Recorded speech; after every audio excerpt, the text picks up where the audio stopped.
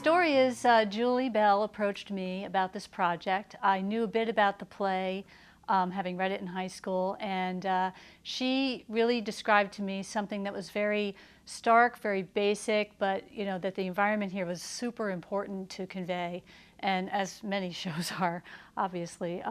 But she really wanted to have the scale of a large barn, and I know that this space is a bit challenging in that regard because it is a small space. We came up with an idea of having something that's very much backlit and gives you the sense of being inside a barn where you've got this great outdoors beyond it.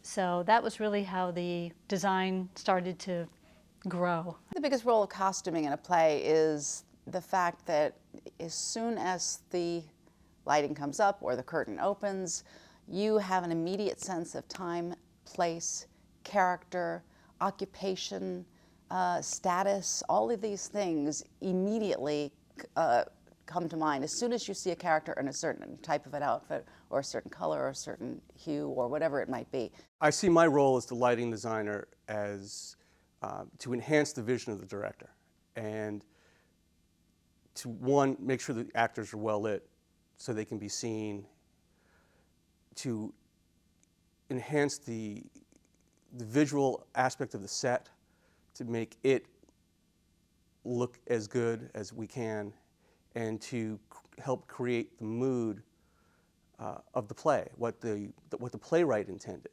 I think as much you're trying to bring the audience into a place, you're trying to get them to get out of what they left to get here. You really want to transform where they are, what their context is, just to make their day go away as, wow, I'm in a completely different place watching these characters, and to forget about the hustle bustle and the modernity of life around us.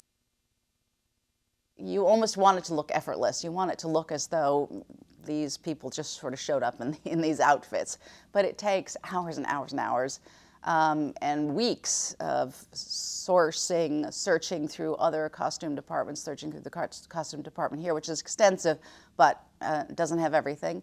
And then, of course, the size issue. I mean, especially when you're doing a period piece, the men of today are so much larger than the men back then. So, you can't find an original necessarily item that will fit a man today, so you have to find a reproduction or something that evokes the era, has the same look and feel, but isn't going to be an antique piece. Sometimes less is more.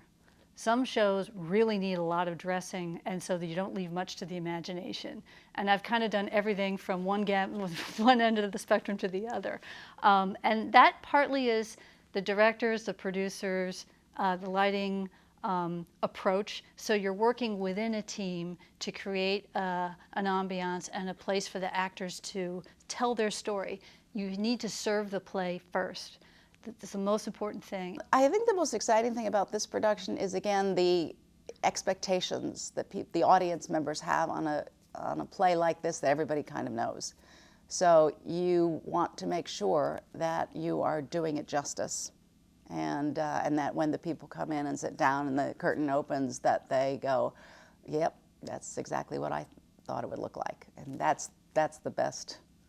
Steinbeck is classic American literature, bringing something that is, a large-scale thing down to this intimate setting and really having the opportunity to get the audience engaged in some classic piece of literature is a great opportunity. This type of play, and this play in particular, doesn't get done very often. So I really jumped at the chance. I thought that was a terrific opportunity. It is the most magical experience there is. It's the transformation of a show, to watch it grow from blocking rehearsals to the finished product is just remarkable. That when the lights go up on that opening night, there's just nothing. Nothing compares to that feeling. Nothing.